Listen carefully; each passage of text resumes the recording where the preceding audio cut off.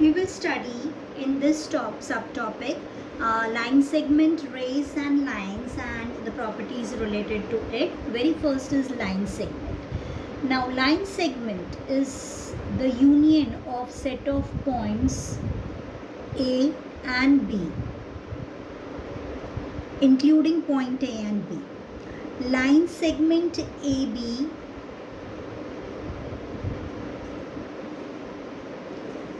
can be written symbolically as segment AB. Okay, this can also be written as segment BA. Both the segments are representing the same segment. Okay, now A and B are called as the end points of that segment. Okay, the length of the line segment can be measured. It cannot be extended on both the sides. Okay, and the distance between the end points AB can be written as distance AB, length AB, or simply AB. Okay, if distance between AB is 5, distance between AB is 5, length AB also is representing the same thing, so it will be 5. AB also is saying the same thing, so it will be 5. I hope I am clear. Now we move on to the next topic, that is ray. Now what is ray? AB suppose. Okay. Now you must have seen the sun rays coming. Okay, it has one origin, from one point only they come, and they can go to any extent. Means from one of the point it can be extended to means to the other side it can be extended to any point. Okay, now it is represented by a point and an arrow. Means it has a starting point but it is not having the end point. It is represented by AB, okay, and written as ray AB. It is not written as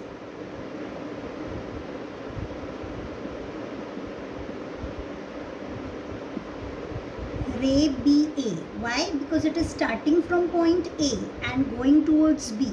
So it can be extended towards B but it cannot be extended towards A. That's why it is written as ray AB and not written as ray BA. Now when I am talking about the ray AB and ray PQ, okay, so ray AB is opposite to ray PQ, and this A and B are called the endpoints of that particular ray. Third one is line.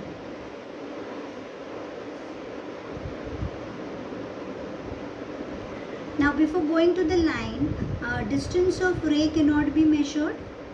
Okay, only the distance of line segment we can measure. Distance of ray we cannot measure. Distance of ray we cannot measure, and line also we cannot measure. Now what is line? The union of two rays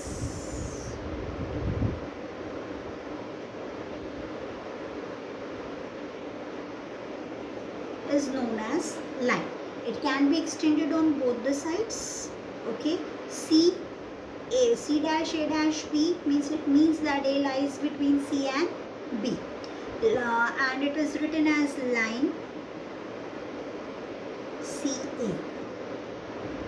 Okay, it can also be written as line BC.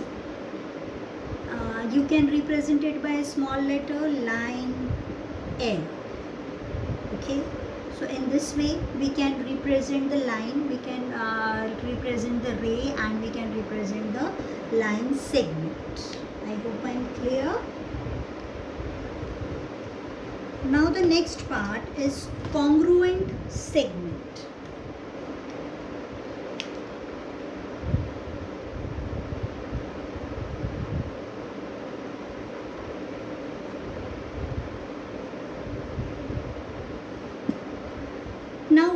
the length of AB is 6 centimeter and length of PQ is 6 centimeter. Okay, so length of AB is equal to length of PQ.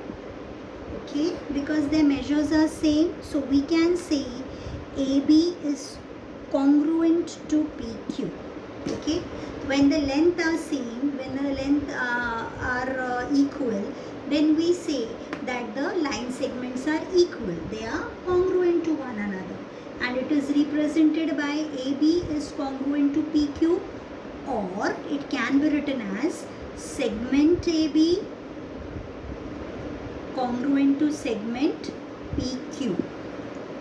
Okay, next are the properties.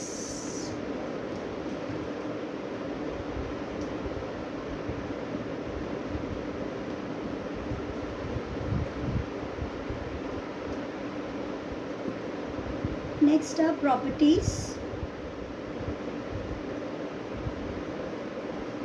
Now there are three properties. The very first one, line segment is congruent to itself, so it is segment AB is equal to segment AB.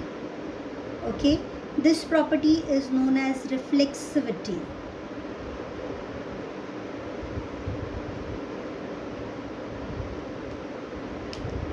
Now segment AB is equal to segment CD, then segment CD will be equal to segment AB. This is known as symmetry. Now segment AB is equal to segment CD is equal to segment XY. Sorry. Segment AB is equal to segment CD and segment CD is equal to segment XY. Then segment AB is equal to segment XY. This is known as transitivity.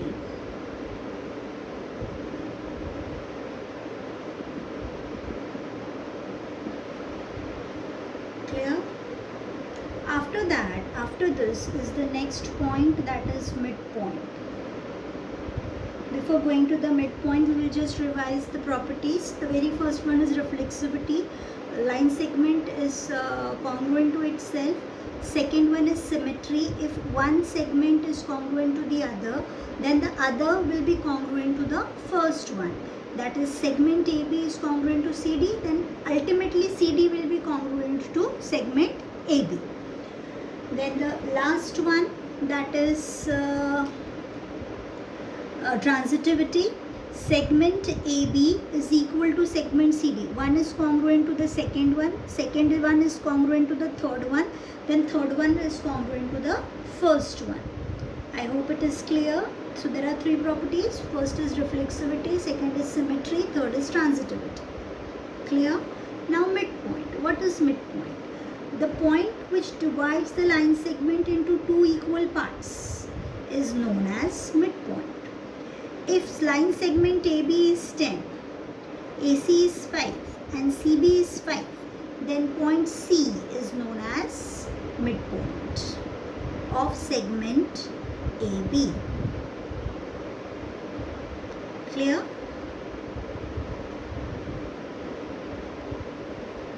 Point C is known as midpoint of segment AB.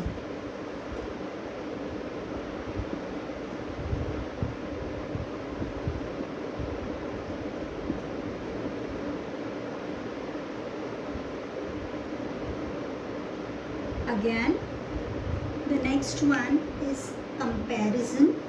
Now what is comparison?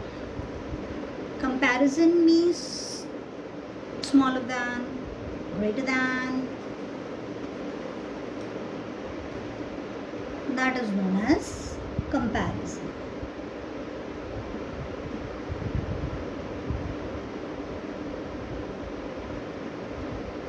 Okay, now if a line segment is given to us PQ and the other one is given to us as MN. Now line segment PQ is 7 centimeter and MN is 3 centimeter. Okay, then length of MN is smaller than length of PQ, so segment MN is smaller than segment PQ. Okay, or I can write length of PQ, this is first one, this is second one. Length of PQ is greater than length of MN. So this can be written as segment PQ is greater than segment MN. All these concepts are based on the lengths only. Okay, so that length you have to keep in mind when you are doing the problems based on comparison, congruency, midpoint, all these things. Okay, now the next part is perpendicularity of the segment or ray. Now what is perpendicularity?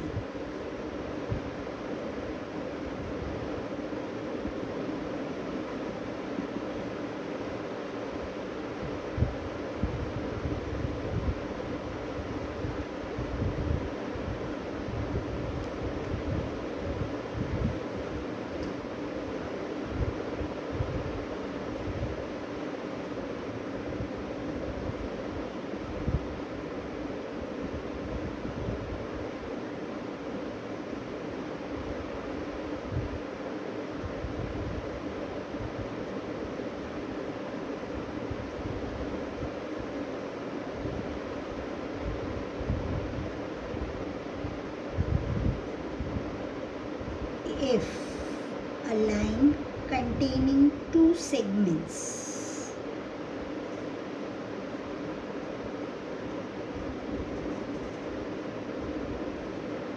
or two rays and the segment is perpendicular to each other,